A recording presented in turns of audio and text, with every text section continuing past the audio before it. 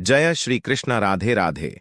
दोस्तों, 26 अगस्त 2024 कृष्ण जन्माष्टमी के दिन घर में इस जगह पर रख देना केवल 3 मोर पंख, घर से दुख दरिद्रता जन्मों जन्मांतर की गरीबी से हमेशा के लिए मिल जाएगा आपको छुटकारा, जिसके बाद ना तो कभी घर में पैसों की तंगी होगी, ना ही घर में अशांति रहेगी।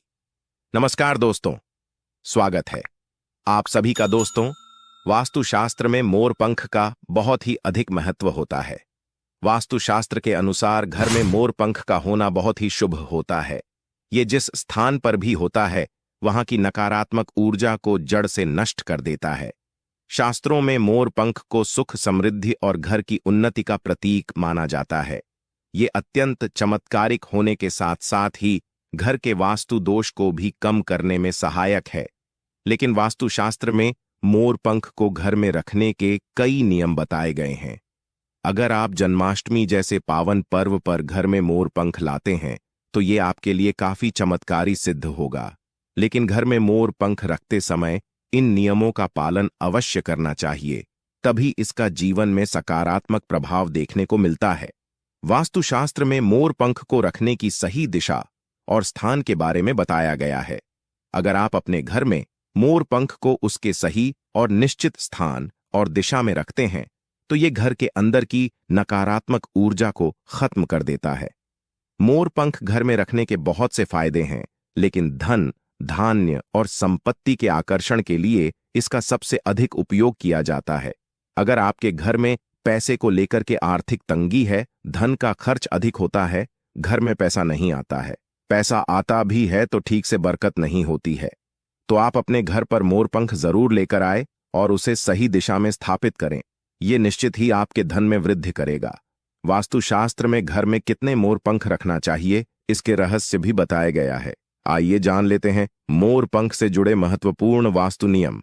लेकिन दोस्तों, उससे पहले आपसे निवेदन है, अगर आपने अभी तक वीडियो को लाइक नहीं किया है, तो वीडियो को लाइक करके कमेंट बॉक्स में जय श्री कृष्णा अवश्य लिख दे। साथ ही चैनल को सब्सक्राइब कर लें। दोस्तों, सबसे पहले हम जान लेते हैं मोर पंख से जुड़े धार्मिक महत्व के बारे में। आखिर हमारे सनातन धर्म में मोर पंख को इतना अधिक महत्व क्यों दिया जाता है? दोस्तों, हमारे प्राचीन पुराणों में मोर पंख को एक चमत्कारिक यंत्र माना गया है। इसका प्रयोग कई प्रकार की तांत्रिक क्रियाओं में भी किया जाता रहा है। तंत्र साधनाओं में इसका प्रयोग करके सम्मोहन, शत्रुनाश तथा बुरी शक्तियों को नष्ट किया जाता था। इसके अलावा ज्योतिष विद्या में भी मोर पंख का उपाय किया जाता है। ज्योतिष शास्त्र में मोर पंख से जुड़े कई उपाय भी बताए गए हैं। आयुर्वेद आदि में विवाद, व्याधियों और रोगों को नष्ट करने में भी मोर पंख सहायक होता है। मोर पंख घर से बुरी तरह की नकारात्मक शक्तियों को दूर तो रखता ही है, साथ ही सर्प आदि विषैले जानवर मोर पंख के भय से घर में प्रवेश नहीं करते हैं। इसीलिए वन में निवास करने वाले लोग इसे अपने घर के अंदर भी रखते थे। मोर से जुड़ी पुराणों में कई कथाएं लिखी हुई हैं। पक्षी शास्त्र में मोर से जुड़ी एक कथा का वर्णन मिलता है। प्राचीन समय में संध्या नाम का एक असुर हुआ करता था। वो बहुत ही शक्तिशाली और बड़ा तपस्वी था। गुरु शुक्राचार्य से विद्या प्राप्त करके संध्या नाम का असुर देवताओं को अपना शत्रु मानने लगा था। उसने ब्रह्मदेव और भगवान भोलेनाथ से वरदान प्राप्त करके बहुत अधिक शक्तिशाली बन गया। उसके बाद उसने स्वर्ग पर आक्रमण किया, कई देवताओं को बंदी बना लिया, जिसके कारण उस असुर को पराजित करने के लिए सभी देवताओं ने एक योजना बनाई और उसके लिए उन्होंने मोर की सहायता ली।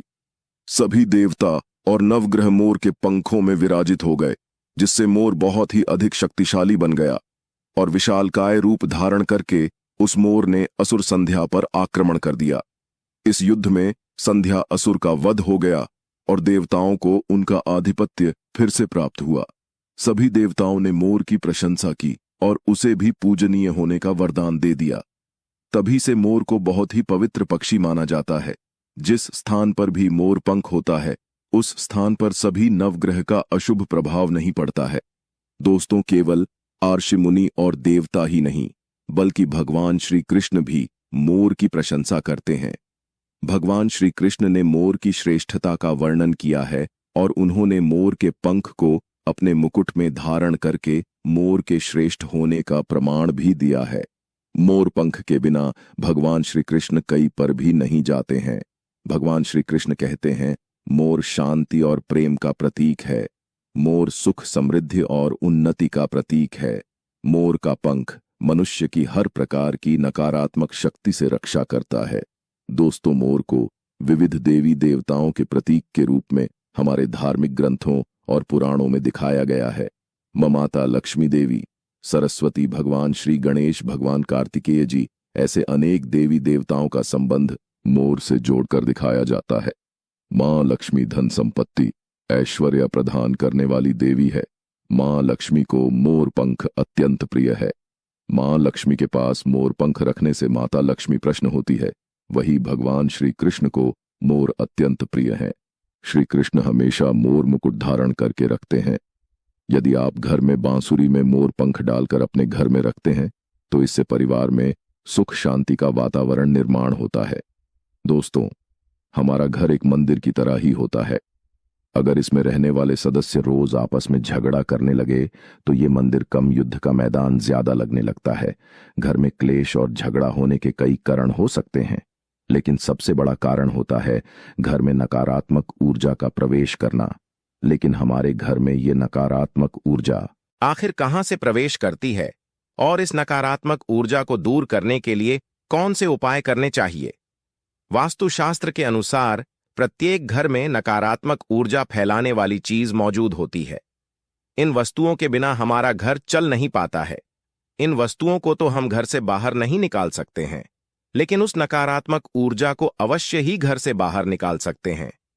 इसके लिए हमें मोर पंख का उपाय करना चाहिए और उसे अपने घर के मुख्य द्वार के पास आप हवा में जोर जोर से हिलाएं। इससे आपके घर के अंदर की नकारात्मक ऊर्जा आपके घर से बाहर चली जाएगी। अगर आप प्रतिदिन रोज सुबह ऐसा करते हैं तो आपके घर के अंदर की संपूर्ण नकारात्मक ऊर्जा धीरे धीरे समाप्त हो जाएगी और आपके घर में सकारात्मक वातावरण का निर्माण होगा। इसी बात को ध्यान में रखते हुए आज हम आपको बताएंगे कि घर में वह कौन सी ऐसी 3 जगह है जहां पर आपको मोर पंख जरूर रखना चाहिए, और इन जगह पर अगर आप मोर पंख रख देते हैं तो आपके घर पर सबसे अधिक सकारात्मक ऊर्जा का वास बना रहेगा। सबसे पहली बात, घर से नकारात्मक ऊर्जा को दूर करने के लिए अगर घर में नकारात्मक ऊर्जा है और परिवार के सदस्यों की तरक्की में अड़चन निर्माण हो रही है, बार बार बाधा उत्पन्न हो रही है, तो आप अपने मुख्य द्वार के ऊपर गणेश जी की प्रतिमा रखें और प्रतिमा के दोनों ओर मोर पंख अवश्य रखें। इससे आपके घर में किसी भी प्रकार की नकारात्मक ऊर्जा प्रवेश नहीं कर पाएगी। यदि आपका मुख्य द्वार वास्तुशास्त्र के नियमों के विरुद्ध है तो आप मुख्य द्वार पर 3 मोर पंख अवश्य रखें। इससे वास्तु दोष समाप्त हो जाएगा। दूसरी बात, ग्रहण के दुष्प्रभाव से बचने के लिए अगर घर के सदस्यों पर ग्रहण का दुष्प्रभाव है अथवा किसी भी ग्रह की स्थिति खराब चल रही है तो मोर पंख ले और उस पर गंगा जल अथवा शुद्ध जल का छिड़काव करें। फिर इसे ऐसे स्थान पर रख दें जहां पर ये किसी को दिखाई ना दे। इससे जिस ग्रह की पीड़ा चल रही है वो पीड़ा शांत होने में मदद मिलती है।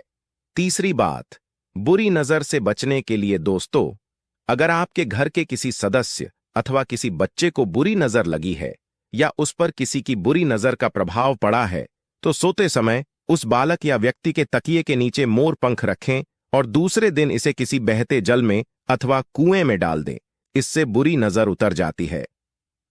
चौथी बात, अगर आपके बच्चे का पढ़ाई में मन नहीं लगता है, अगर घर के विद्यार्थियों का पढ़ाई में मन नहीं लगता है, उनकी याददाश्त कमजोर है, पढ़ाई करते समय बार बार नींद आती है, तो विद्यार्थियों को मां सरस्वती के सामने मोर पंख रखकर दूसरे दिन उस मोर पंख को अपनी किताबें में रखना चाहिए। इससे विद्यार्थियों में एकाग्रता बढ़ेगी और मां सरस्वती की कृपा बनी रहेगी। 5वां उपाय, दुष्ट शत्रुओं से छुटकारा पाने के लिए अगर कोई शत्रु जानबूझकर आपको परेशान कर रहा है और बाहर आपको नुकसान पहुंचाने का प्रयास करता है तो आप मंगलवार के दिन हनुमान जी की मस्तक का सिंदूर मोर पंख पर लगाएं और सुबह के समय बिना स्नान किए ही इसे बहते हुए जल में प्रवाह कर दें अथवा कुएं में डाल दें। इससे शत्रुओं से छुटकारा मिलता है।